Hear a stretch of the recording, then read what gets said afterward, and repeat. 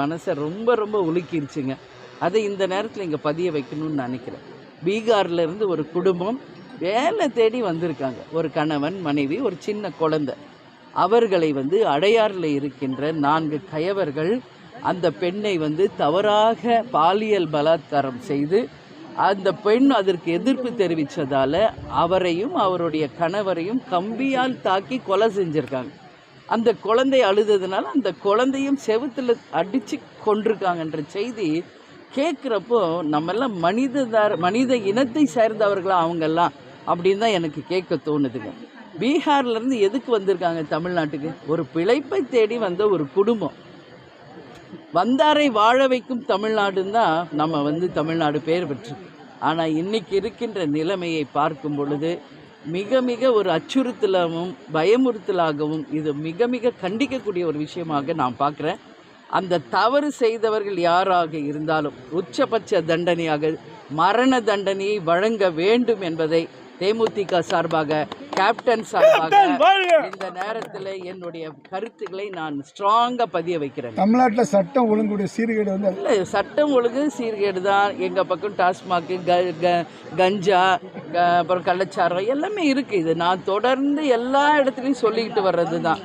நேற்று நடந்த விஷயம் மிக மிக மனித இனத்திற்கே ஒரு அவமானத்தையும் தலைகுனிவையும் ஏற்படுத்துகின்ற ஒரு விஷயமாக நம்ம பார்க்குறோம். உறுதியாக அந்த தண்டனைக்குரியவர்களை தூக்கு தண்டனை போடணும் சொல்லி தேமுதிக சார்பாக நான் வலியுறுத்தி கேட்டுக்கொள்கிறேன். அதே மாதிரி இன்றைக்கி தமிழ்நாடு முழுக்க நடக்கின்ற ஆர்ப்பாட்டங்கள், போராட்டங்கள் அதற்கு முற்றுப்புள்ளி வைக்கணும். தமிழக அரசு அவர்களை அழைத்து பேசி அவர்களுக்கு வேண்டிய வசதிகளை ஏற்படுத்தி அவர்களுடைய நீண்ட நாள் போராட்டம், இடைநிலை ஆசிரியர்கள் தொடர்ந்து பல மாதங்களாக அவங்க போராடிக்கிட்டு இருக்காங்க. அதற்கு நிச்சயம் தமிழக அரசு அவங்க கேட்குறதை கொடுத்து அந்த போராட்டங்களுக்கு முற்றுப்புள்ளி வைக்கணும், சட்டம் ஒழுங்கை கட்டுப்படுத்தணும் என்கின்ற எங்கள் கோரிக்கையை முதல்ல மக்கள் கோரிக்கையை நான் சொல்கிறேங்க. அதே மாதிரி 2026 உங்களுடைய நிலைப்பாடு என்ன, கூட்டணி நிலைப்பாடு என்னன்னு நீங்கள் கேள்வி கேட்டுங்க. அதற்கும் நான் ஏற்கனவே பதில் சொல்லியிருக்கிறேன். உரிய நேரம் வரும்போது அதற்கான தெளிவான அறிவிப்பு தலைமை கழகம் உங்களுக்கு அறிவிக்கும். அதனால் நிச்சயமாக குறித்த நேரத்தில் உங்களுக்கு அந்த அறிவிப்பு வரும் என்பதையும் இந்த நேரத்தில் தெரிவிச்சுக்கிறாங்க.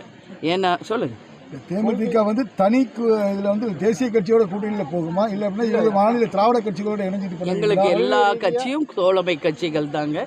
இன்றைக்கு வரைக்கும் அனைவரும் தோழமையோடு பழகுறாங்க. ஆனால் கூட்டணி என்பது கழகம், அத்தனை தொண்டர்கள், நிர்வாகிகள், மாவட்ட செயலாளர்கள் விரும்புகின்ற ஒரு கூட்டணியை தான் நம்ம அமைக்க முடியும். அந்த வகையில் இன்னும் நிறைய டைம் இருக்குங்க. மார்ச்சில் தாங்க டேட்டே டிக்ளேர் பண்ண போகிறாங்க, எலெக்ஷன் டேட்டு. ஸோ அது இந்த மந்த் எண்டு தான் ஃபைனல் ஓட்டர் லிஸ்ட்டே வெளியிட போகிறாங்க. ஸோ நமக்கு டைம் நிறைய இருக்குங்க.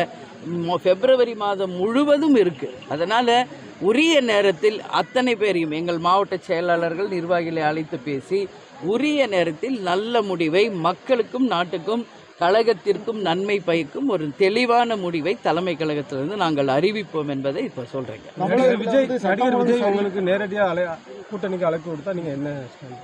எல்லாருமே எங்கள் தோழமை கட்சின்னு நான் சொல்லிட்டேன் இல்லையா? இதில் ஒருத்தராக நான் தனித்தனியாக சொல்ல வேண்டியது கிடையாது. எல்லாருமே தோழமை தான். ஆனால் எங்கள் கட்சிக்கும் எதிர்காலத்திற்கு எது பயனளிக்குமோ அதுதான் நாங்கள் முடிவெடுப்போம். தொடர்ந்து சட்டம் ஒழுங்கு சரியில்லை, அதை சரிப்படுத்தணும் அப்படின்னு ஆமாங்க. ஆமாங்க, இதை முதல்வருக்கு வலியுறுத்திருக்கீங்களா? முதல்வருக்கு தேமுதிக சார்பாக என்னென்ன கோரிக்கைகள் வைக்கப்பட்டிருக்கு?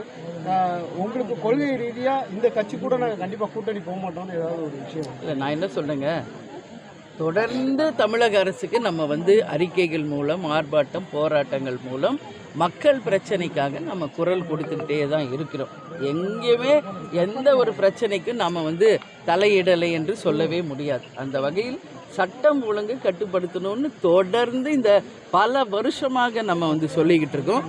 அதில் எந்த மாற்று கருத்துமே கிடையாது. அதனால் யார் கூட்டணின்றது தான் நீங்கள் கேட்குறீங்க. நிச்சயம் உரிய நேரத்தில் எங்கள் கழகம் விரும்புவர்களோடு நாங்கள் கூட்டணி வைப்போம் என்பதை மட்டும் இந்த நேரத்தில் உறுதியாக சொல்கிறேன். அப்படியெல்லாம் வாய்ப்பு கிடையாதுங்க. அப்படி எதுவுமே கிடையாது. இப்போ கூட்டணி பிரதான கட்சிகளாக இருக்கிற இப்போ தேமுதிகவாக இருக்கட்டும், அப்புறம் நம்ம ராமதாஸ் ஐயாவோட இதாக இருக்கட்டும், இப்போ புதிய தமிழ் கிருஷ்ணசாமி, அப்படி பிரதான கட்சிகள் கூட்டணியில் இருந்துட்டு வந்திருக்காங்க.